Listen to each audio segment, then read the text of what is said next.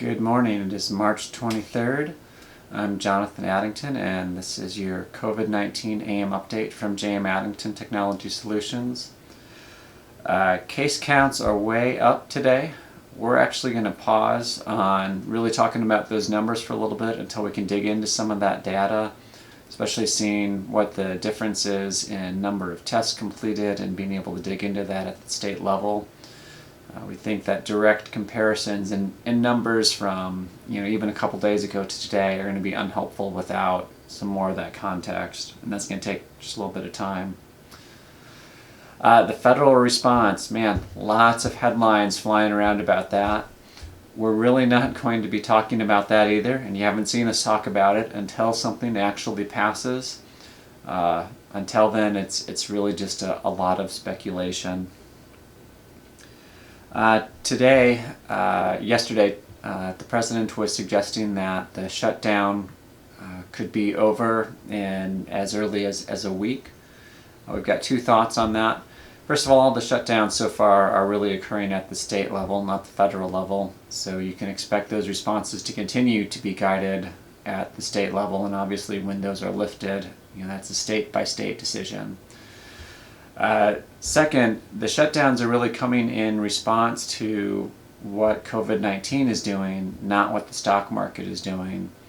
And right now there's just no reason to believe that governors of these, in particularly states that have been affected hard, won't continue to make decisions based on the actual medical situation on the ground versus what the Dow or S&P 500 is doing. We continue to believe that the best way we can get an idea of what's going to happen next is going to be looking at what other countries that are ahead of us on this are doing, or for those of us that aren't in New York or California, what are New York and California doing, and how are they responding? And so this week we'll be spending some more time internally, seeing how France and Germany and Italy are reacting.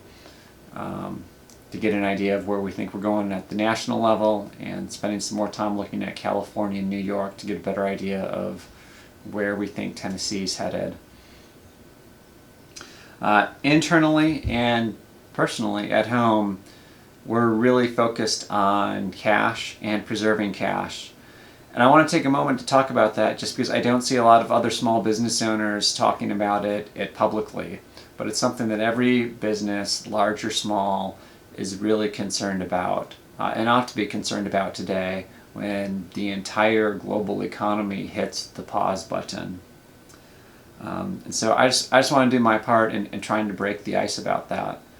We are definitely applying for the SBA disaster loan assistance. I hope to have that finished today. When there's a federal response that provides assistance to small businesses, we definitely plan to take advantage of that. We're prioritizing work right now that brings cash in the door today. And we're cutting off any expenses that we can. It's a tight line to walk, and one that we've got to walk wisely. If operational capacity is muscle and cash is oxygen, it's really important for the long-term viability of any business to balance those two needs. It takes a long time to bring back muscle that you've lost or cut off, but being starved of oxygen also can just end things very, very quickly, or make it very difficult to operate at all. And so we're going to continue to walk that line finally. And really, a lot of it is just about being wise. We're not in a position where we think we're going to be insolvent in the near future. We also don't know how cash is going to look in 6 weeks because we don't know where our customers are at with it. So we believe the right thing to do is to make sure that we've got some plans that include what the worst case scenario is, and that we're making adjustments to cash, big adjustments up front to make it easier for us to get through this, assuming that it's a 6 to 10 week process overall before we have some level of normalization. The three things we're going to be watching this week, New York and California. what's the COVID-19 load there? How are the hospitals and healthcare system responding to it? And how are the state governments responding to it? As we said, we think those are going to help guide the national conversation and even what happens regionally. Where is there cash to be found in the market? What is the federal government going to do to help out?